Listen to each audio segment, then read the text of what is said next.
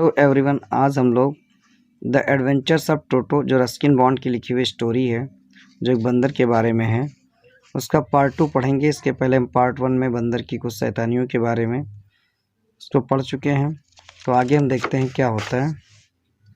When toto was finally accepted by grand mother, जब टोटो को अंत में दादी ने स्वीकार कर लिया, he was given a comfortable home in the stable, उससे अस्तबल में एक आरामदायक घर दिया गया।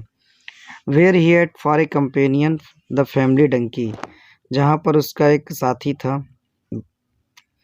गधा जिसका नाम नाना था।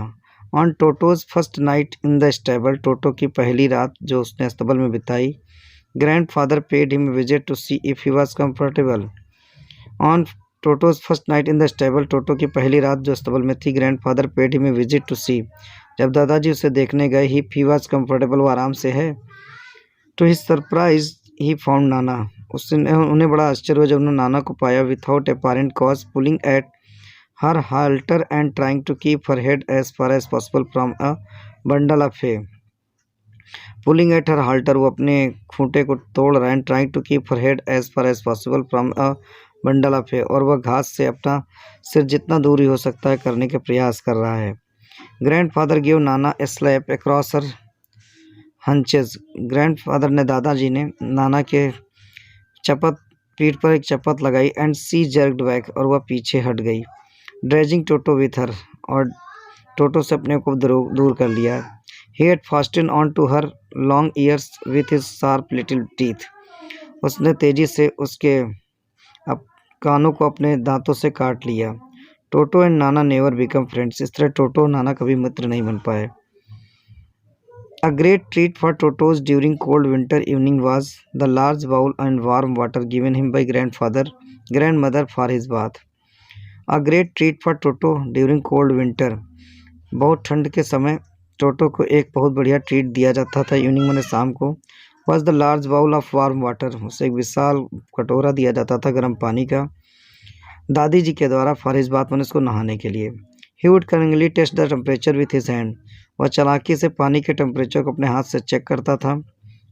Then gradually step into bath, तब धीरे धीरे वह बाथ में उतरता था। फर्स्ट 1 फुट, पहले एक पैर ले जाता था, देन द अदर, तब दूसरे को।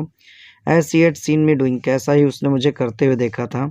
Until we was into the water up to neck, और वह तब तक पानी में जाता था जब तक पानी उसकी गर्दन तक नहीं आ जाता था। Once comfortable he would take the soap in his hands और फीट, एक बार जब वह आराम से पानी में बैठ जाता था, वह साबुन लेता था, अपने हाथ पैर पर रगड़ता था। एंड रब हिमसेल्फ ऑल ओवर, फिर पूरे शरीर में लगाता था। When the water become cold, जब पानी ठंडा हो जाता था, he would get out and run as quickly as he could to kitchen fire in order to dry himself, वह तेजी से पानी से बाहर आता था और जल्दी से जाके किचन की आग के पास अपने आप को सुखाने के लिए बैठ जाता था। If anyone laughed at him during this performance, अगर इस कार्य के दौरान अगर कोई हंसता था, Toto feelings would be hurt, तो टोटो की भावनाएं हर्ट हो जाती थी।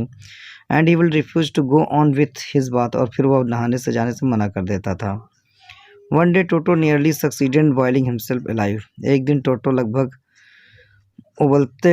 जीवित उबलते हुए बच गया था। A large kitchen kettle had been left on a fire to boil for tea, एक विशाल केतली को किचन में चाय उबालने के लिए रख दिया गया था। And Toto finding himself with nothing better to do, और टोटो ने अपने आप को कुछ ज़्यादा अच्छा जान ना पा करके decided to remove the lid, उसने ढक्कन को हटा दिया।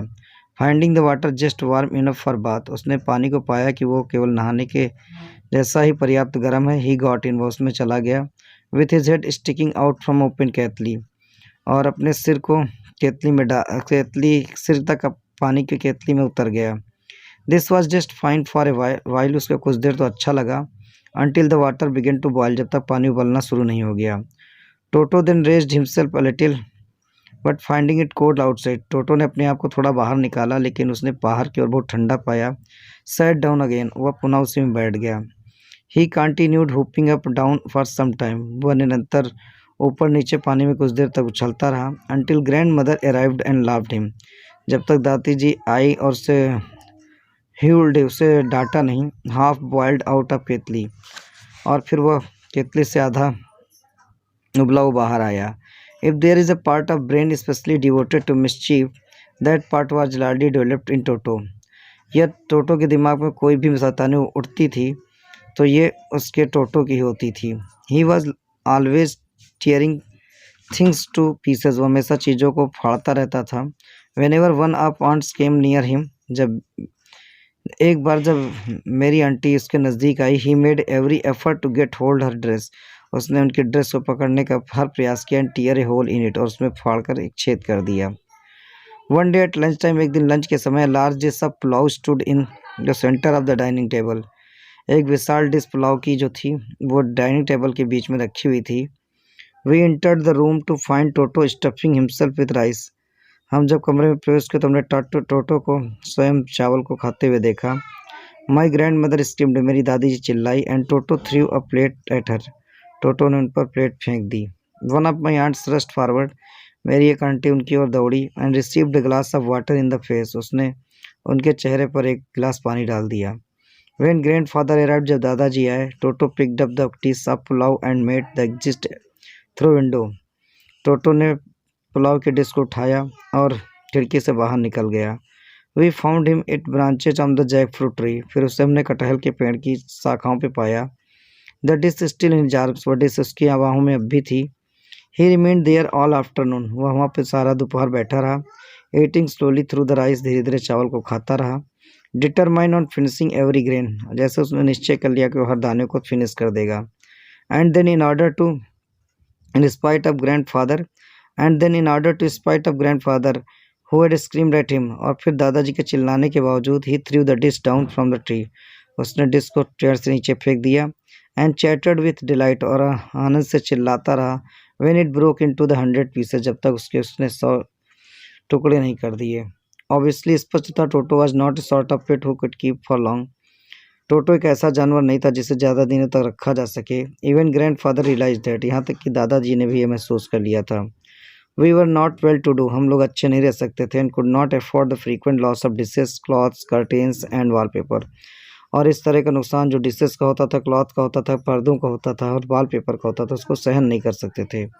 सो grandfather found the tonga driver. इसीलिए दादाजी ने टांगा ड्राइवर को ढूंढा. And sold Toto back to him. और टोटो को वापस उसी को भेज दिया फॉर ओनली 3 रुपीज़. केवल 3 रुपये में. तो this is the beautiful story of Ruskin bond. I think आपको समझ में आई होगी. Okay, thank you.